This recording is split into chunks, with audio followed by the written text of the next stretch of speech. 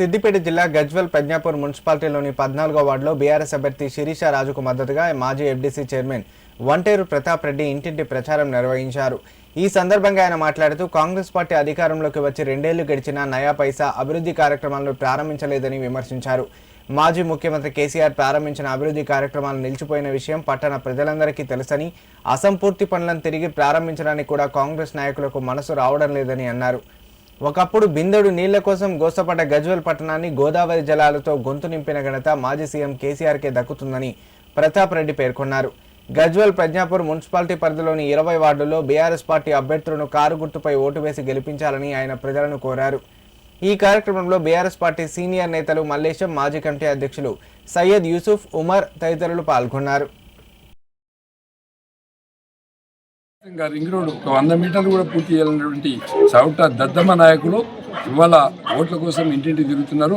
దయచేసి మన 14th వార్డులో ఉన్నటువంటి మా శిరీష రాజు ఇద్దరు గతంలో కూడా కౌన్సిలర్గా పనిచేసిండ్రు. మంచి అనుభవం ఉంది. చాలా అభివృద్ధి చేసినటువంటి విషయం కూడా మీ అందరికీ తెలుసు. కాబట్టి ప్రతి వ్యక్తి కూడా ఆలోచించండి. గజ్వెల్ కేసీఆర్ గారి గవర్నమెంట్లో ఏ విధంగా అభివృద్ధి జరిగింది, వ్యాపారాలు ఏ విధంగా ముందుకెళ్ళినాయి, ఈ ప్రాంతంలో ఏ విధంగా డెవలప్ అయింది. గజ్వెల్ గ్రామ పంచాయతీ అప్పుడు 18,000 ఓట్లు ఉండేది. అలాంటిది ఇవాళ 47,000 ఓట్లకు వచ్చింది. దాదాపుగా 65,000 జనాభా కలిగినటువంటిది గజ్వెల్ ప్రజ్ఞాపూర్ మున్సిపాలిటీ. ఇంత పెద్ద ఎత్తున అది 10 సంవత్సరాల కాలంలోనే ఇంత పెద్ద ఎత్తున ఈ పట్టణం వృద్ధి చెందింది అంటే దానికి కారణం కేసీఆర్.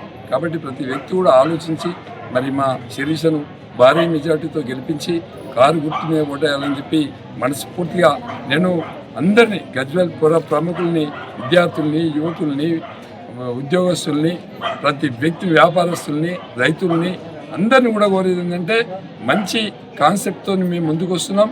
మరి భవిష్యత్తులో కూడా ఇక్కడ స్పోర్ట్స్ విలేజ్ నిర్మాణం చేయాలి, శివాలయం నిర్మాణం చేయాలి, ఇంకా మైనారిటీస్ చేయాలి, ఇంకా క్రిస్టియన్స్ కూడా చేసేది చాలా ఉంది.